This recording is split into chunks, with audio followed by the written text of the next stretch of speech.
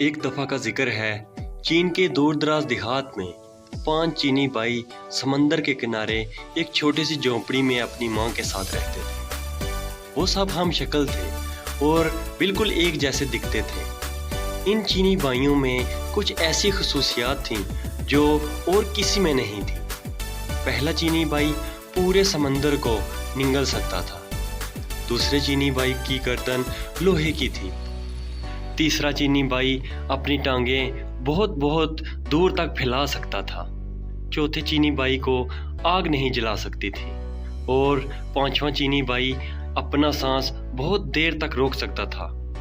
हर सुबह पहला चीनी भाई समंदर पर मछलियां पकड़ने जाता था और शाम तक जितनी मछलियां पकड़ता था इनको बाजार में ले जाकर बड़ी अच्छी कीमत पर बेच देता था।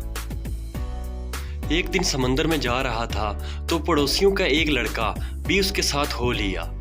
इसने बहुत मना किया लेकिन लड़का बाज नहीं आया। दोनों जब समंदर पर पहुंचे तो पहले चीनी भाई ने एक ही सांस में तमाम समंदर का पानी निगल लिया।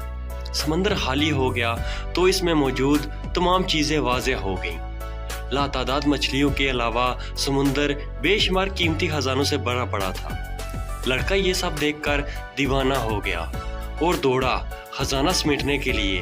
पहले चीनी भाई ने तो सिर्फ इतनी ही मछलियां पकड़ी जितनी वो रोज पकड़ता था। इसके बाद वो चाहता था कि समंदर का पानी वापस समंदर में डाल दे। इसने लड़के को आवाज़ दी लेकिन लड़का कभी एक चीज़ उठाता कभी दूसरी की जानब लपकता। इसे कुछ सुनाई नहीं दे रहा था। इधर पहला चीनी भाई अपने मुंह में इतना ज़्यादा पानी उठाए उठाए थक गया था। बस बहुत हो गया, लड़के अब वापस आ जाओ। इसने फिर लड़के को आवाज़ दी लेकिन इसने नहीं सुना।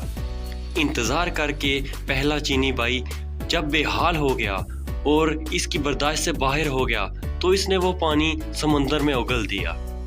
इसके साथ वो लड़का भी पानी में गर्क हो गया। पहला चीनी भाई जब अकेला गांव वापस आया तो गांव वालों ने इससे लड़के के बारे में पूछा लेकिन वो कोई जवाब न दे सका। गांव वाले सब समझ गए कि इसने लड़के को मार दिया और उन्होंने अदलिया में जाकर इसकी शिकायत कर दी। सिपाही पहले चीनी भाई को पकड़कर अदालत में ले गए और लड़के के कत्ल के जुर्म में इसको सजाए मौत सुना दी गई। हजूर वाला, क्या मैं आखिरी बार अपनी माँ से मिलने जा सकता हूँ? पहले चीनी भाई ने जज से पूछा। हाँ, इतनी रियायत तुम्हें दी जा सकती है। जज ने कहा। पहला चीनी भाई तो खुशी खुशी अपने घर गया और अपनी माँ से मिला लेकिन वो वापस नहीं आया, बल्कि इसकी जगह दूसरा चीनी भाई जेल पहुंच गया जिसकी लोहे की गर्दन थी।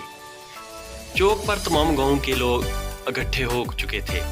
जल्लाद हाथ में तलवार लिए मुजरम की गर्दन उड़ा देने के लिए तैयार खड़ा था। सिपाही मुजरम को पकड़ कर लाए और इसकी गर्दन शिकंजे पर रख दी। जल्लाद आगे बढ़ा और पूरी कव्वत से तलवार मुजरम की गर्दन पर मार दी लेकिन दूसरा चीनी भाई मुस्कुराता हुआ उठ खड़ा हुआ। क्योंकि इसकी गर्दन लोहे की थी इसलिए तलवार ने इस पर कुछ असर नहीं किया। ये देखकर गांव का हर शख्स सख्त बरहम हुआ और इसको मारने के लिए कुछ और तरीका सोचा जाने लगा। फिर जज ने फैसला किया कि इसको समुंदर में डुबोकर मारा जाए। अगली सुबह सजा से पहले दूसरा चीनी भाई जज के पास गया। जनाबे वाला, क्या सजा से पहले मैं आखिरी बार माँ से मिल सकता हूँ? हाँ, ये रियायत तुम्हें दी जा सकती है। जज ने इजाज़त देते हुए कहा। वो इजाज़त मिलते ही खुशी खुशी अपनी घर की तरफ चला गया लेकिन अगले दिन वो वापस नहीं आया, बल्कि इसकी जगह तीसरा चीनी भाई जेल वापस आया जिसकी टांगें लंबी हो जाती थी। इसकी सजा की तैयारी होने लगी। सारा गांव समंदर के किनारे जमा हो चुका था। सिपाही इसको कश्ती में बिठाकर समुंदर के दरमियान पहुंच गए जहां पानी गहरा था। वो तीसरे चीनी भाई को उठाकर पानी में फेंक दिया। तीसरा चीनी भाई जब समंदर में गिरा तो इसकी टांगें लंबी होने लगी, लंबी लंबी और बहुत ज़्यादा लंबी हो गई कि समुंदर की तह से जा लगी और वो डूबने से बच गया। इसका मुस्कुराता हुआ चेहरा देखकर सिपाही और तमाम गांव वाले आग बगोला हो गए। इस बार उन्होंने फैसला किया कि मुजरिम को आग में जलाया जाए। اگلی صبح وہ جج کے پاس گیا۔ حضور والا، کیا میں آخری بار اپنی ماں سے مل سکتا ہوں؟ ہاں، تمہیں اتنی رعایت دی جا سکتی ہے۔ جج نے نہ چاہتے ہوئے بھی اس کو اجازت دے دی۔ وہ خوشی خوشی اپنے گھر کی طرف دوڑا، لیکن ماں سے مل کر وہ واپس نہیں آیا، بلکہ اس کی جگہ چوتھا چینی بھائی واپس آیا۔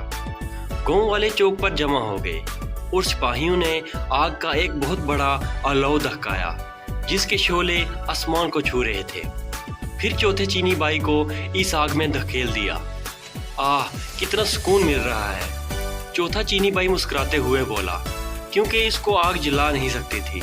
آگ اور تیز کر دو، لوگوں نے چلا چلا کر سپاہیوں کو کہا، اور انہوں نے آگ اور زیادہ تیز کر دی۔ اوہ، بڑا مزہ آ رہا ہے، چوتھا چینی بھائی خوشی سے بولا۔ گاؤں کے لوگ یہ دیکھ کر سیخ پا ہو گئے۔ پھر انہوں نے فیصلہ کیا کہ اسے بدبودار جگہ پر بند کر دیا جائے تاکہ دم گھٹنے سے مر جائے۔ اگلی صبح چوتھا چینی بھائی جج کے پاس آیا۔ حضور والا، کیا ایک آخری بار میں اپنی ماں سے ملنے جا سکتا ہوں؟ ہاں، اتنی رعایت تمہیں دی جا سکتی ہے۔ جج بھی اس بار غصے سے بولا۔ اجازت ملتے ہی چوتھا بھائی دوڑا اپنے گھر گیا، لیکن وہ اپنی ماں سے مل کر واپس نہیں آیا، بلکہ اس کی جگہ اس کا پانچواں چینی بھائی آیا۔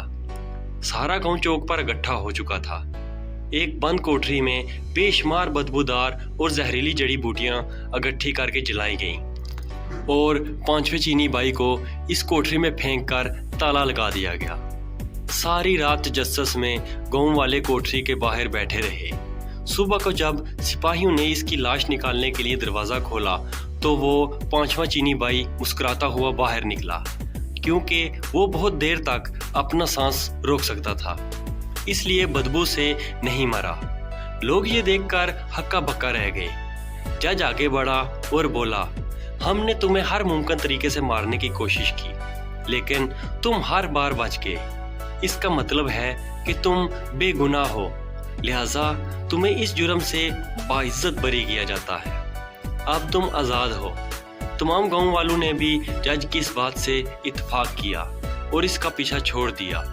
وہ خوشی خوشی اپنے گھر کی طرف دوڑا، جہاں اس کی ماں اور چاروں چینی بھائی اس کا انتظار کر رہے تھے۔ ان کی باقی زندگی ہنسی ہنسی گزری۔ تو یہ تھی آج کی سٹوری۔ امید ہے آپ کو آج کی سٹوری پسند آئی ہوگی۔ پسند آئی ہو تو ویڈیو کو لائک کر دیں، اور چینل پہ نئے ہیں تو سبسکرائب کر دیں۔